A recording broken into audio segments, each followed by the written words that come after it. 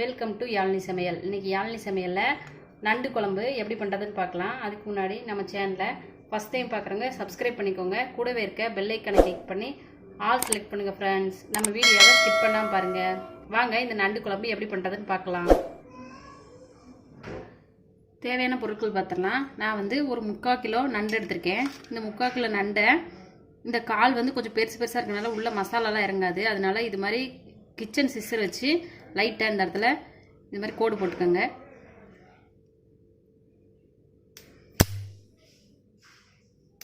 இது மாதிரி போட்டிங்கன்னா மசாலாலாம் உள்ளே இறங்கி நம்ம சாப்பிடும்போது நல்லா உப்பு காரத்தோட டேஸ்ட்டாக இருக்கும். நான் 2 தக்காளி எடுத்திருக்கேன், சின்ன சின்னதாக கட் பண்ணி. 2 பெரிய வெங்காயம் எடுத்திருக்கேன். உங்கள் வீட்டில் சின்ன வெங்காயம் இருந்துச்சுன்னா சின்ன வெங்காயம் ஒரு 10-15 சேர்த்துக்கோங்க. கொஞ்சம் நல்லா டேஸ்ட்டாக இருக்கும் சின்ன வெங்காயம் சேர்த்து எந்த குழம்பு பண்ணாலுமே. ஒரு கைப்பிடி அளவு தேங்காய் பூ எடுத்திருக்கேன். நம்ம மசாலாவுக்கு எல்லாமே ஃப்ரெஷ்ஷாக அரைச்சோம்னா நல்ல டேஸ்ட்டாகவும் வாசனையாகவும் இருக்கும். அதனால 1 டேபிள் ஸ்பூன் மிளகு எடுத்திருக்கேன், 1 டேபிள் ஸ்பூன் சின்ன சீரகம், 1 டேபிள் ஸ்பூன் பெருஞ்சீரகம் எடுத்திருக்கேன். இது நல்ல காரம். அதனால கொஞ்சமாக 1/2 டீஸ்பூன் உங்களுக்கு தகுந்த மாதிரி காரம் சேர்த்துக்கோங்க. 1/2 டீஸ்பூன் மிளகாத்தூள் எடுத்திருக்கேன், 1/2 டீஸ்பூன் மல்லித்தூள் எடுத்திருக்கேன், ஒரு சின்ன சிட்டிகை மஞ்சத்தூள் எடுத்திருக்கேன். இது எல்லாமே வதக்கி அரைக்கிறதுக்காக. இது லாஸ்ட் தாளிச்சு விடுறதுக்கு. சின்ன 1/2 சிட்டிகை கடுகு, 3 கிராம்பு, 2 ஏலக்காய், 2 பச்சை மிளகாய், 2 கொத்து கருவேப்பிலை லாஸ்ட் போட்டு இறக்கிறதுக்காக. இப்போ 2 டேபிள் ஸ்பூன் எண்ணெய் ஊற்றிக்கலாம்.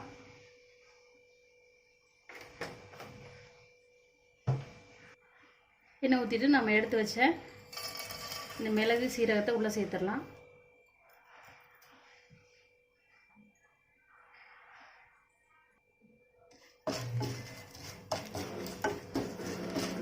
கொஞ்சம் நல்லா மிக்ஸ் பண்ணிக்கலாம்.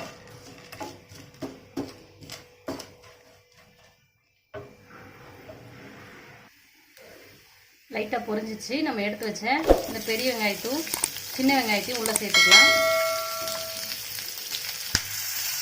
சேர்த்து கொஞ்சம் நல்லா வதங்கட்டும் வெங்காயம்.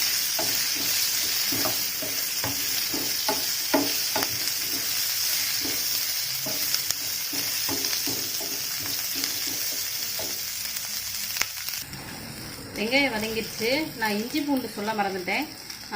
1 டீஸ்பூன் இஞ்சி பூண்டு சேர்த்துக்கோங்க.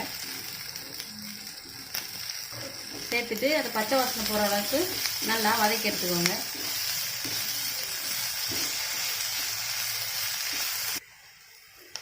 நல்லா இஞ்சி பூண்டு வாசனை போயிடுச்சு. இப்போ நம்ம எடுத்து வச்ச பச்சை மிளகாயை உள்ளே சேர்த்துக்கலாம். அதோட நம்ம எடுத்து வச்ச மசாலையும் உள்ளே சேர்த்துக்கலாம். இந்த மசாலா கொஞ்சம் எண்ணெயில் வதங்கி வரட்டும். அதனால் ஒரு நிமிஷம் நல்லா மிக்ஸ் பண்ணி விட்டுக்கோங்க.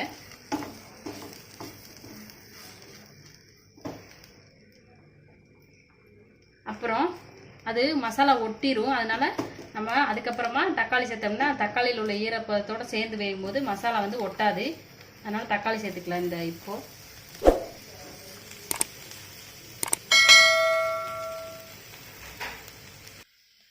இப்போ மசாலாவோட நல்லா மிக்ஸ் பண்ணி விட்டாச்சு. இனி ஒட்டாது. இப்போ மூடி போட்டு தக்காளியை நம்ம வேக வச்சுக்கலாம்.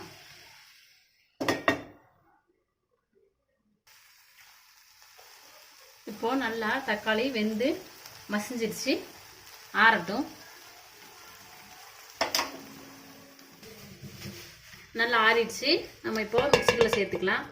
மிக்சியில் சேர்த்துட்டு நம்ம எடுத்து வச்ச தேங்காய் பூ உள்ளே சேர்த்து நல்லா வலுவலுன்னு மைய அரைச்சி எடுத்து வரலாம்.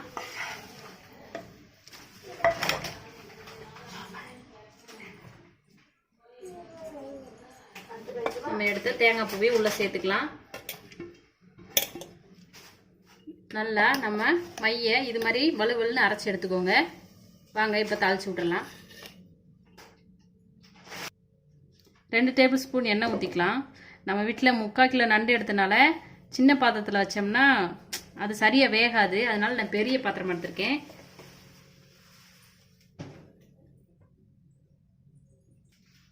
நம்ம எடுத்து வச்ச கடுகு, இந்த கிராம்பு, ஏலக்காய் உள்ள சேர்த்துக்கலாம்.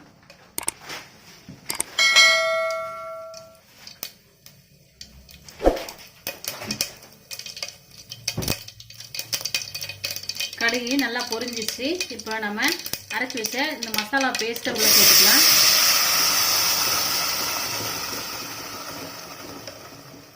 இப்போ இது எண்ணெயிலே ஒரு நிமிஷம் இந்த பேஸ்ட்டை கிண்டி நல்லா வதக்கிக்கலாம்.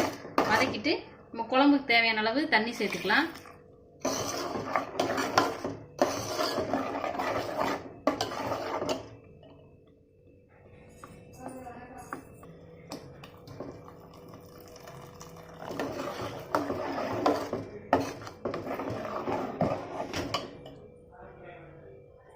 குழம்புக்கு தேவையான அளவு உப்பு சேர்த்துக்கலாம்.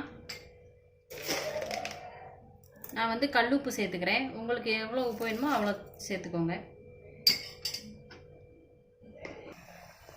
குழம்பு நல்லா ஒரு கொதி வந்துருச்சு. ஒரு கொதி வந்தோடனே நம்ம எடுத்து வச்சிருக்க நண்டு பீஸெல்லாம் உள்ளே சேர்த்துக்கலாம்.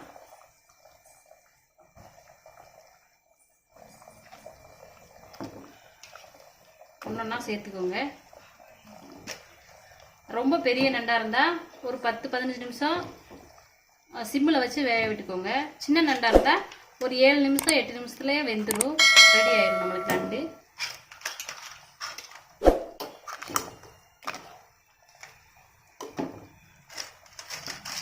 இந்த மாதிரி எல்லா நண்டையும் உள்ளே சேர்த்துட்டு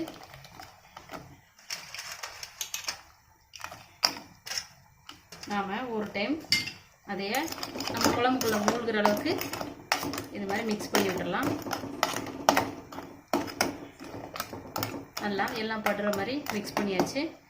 இப்போது மூடி போட்டு ஒரு 2 நிமிஷம் கொதிக்க விடுவோம்.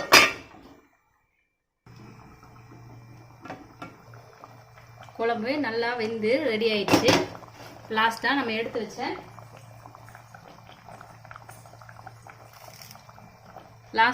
எடுத்து வச்ச கருவேப்பிலையை போட்டுட்டு நம்ம குழம்ப ஆஃப் பண்ணிடலாம். அவ்வளோதான்.